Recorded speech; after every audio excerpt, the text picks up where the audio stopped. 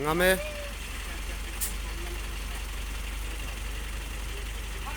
Trăng là mà trăng lẩu là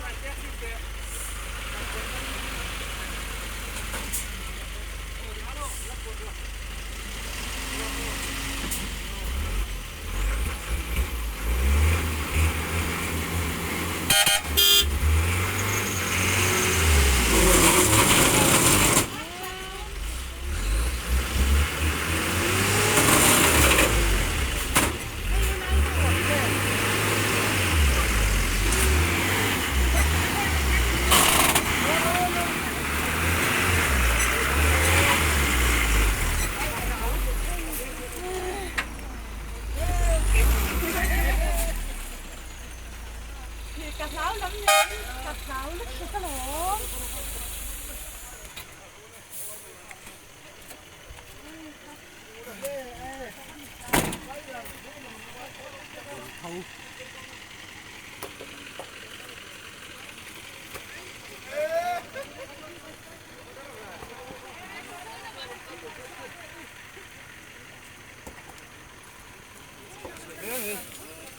chứ đã khoan tí tôi nè. Những sấy trái em rồi.